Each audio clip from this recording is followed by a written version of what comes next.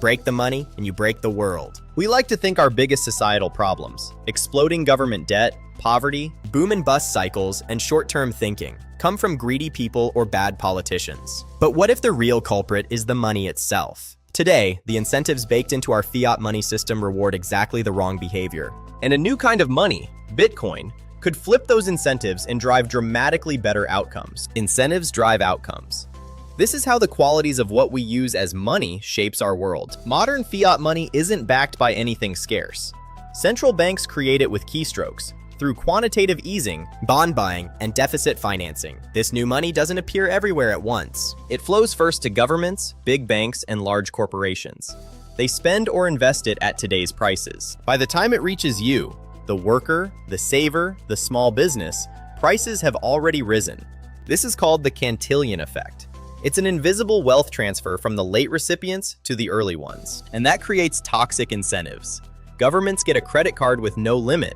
Why cut spending or raise taxes when you can print? Result: massive deficits, endless wars, and bloated bureaucracies. Banks and big finance get cheap money to lend and speculate. Losses get bailed out. Heads they win, tails taxpayers lose. Individuals face constant inflation. Saving cash feels stupid. So we borrow, consume, and chase assets instead of building real value. The outcome? Chronic boom and bust cycles. Asset bubbles for the rich. Stagnant real wages for everyone else. And a culture of high time preference. Live for today, let tomorrow deal with the debt. Fiat money doesn't just inflate prices. It inflates humanity's worst tendencies. Greed without guardrails, power without accountability. Now imagine a world on a Bitcoin standard. Bitcoin has a hard cap of 21 million coins. Forever. No one can print more. Its supply is predictable, transparent, and enforced by math and energy, not politicians. This single change rewires incentives. Governments suddenly face hard budget constraints.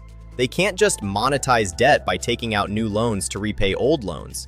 They must cut spending and ask citizens for voluntary contributions, since taxation becomes very hard to enforce. Banks move toward full reserve or more responsible lending.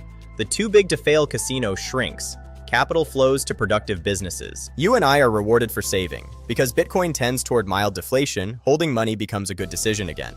Time preference drops. People invest in real things. Education, families, long-term innovation. Wealth is earned through building.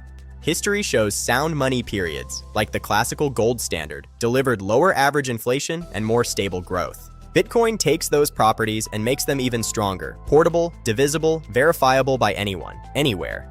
Would a Bitcoin world be perfect? No. Transition would be bumpy.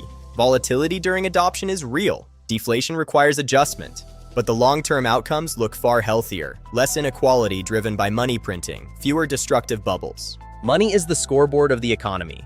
When you change the rules of the scoreboard, you change how everyone plays the game. If we want a world of long-term thinking and genuine prosperity, we must first fix the money. The Bitcoin economy is already being built. Every day, more and more people switch over to the better system. Eventually, a tipping point will be reached. How soon we get there is up to you. So which future do you choose? Continued forced fiat extraction or freedom money that can perfectly preserve your stored time and energy for the benefit of your great-great-great grandkids?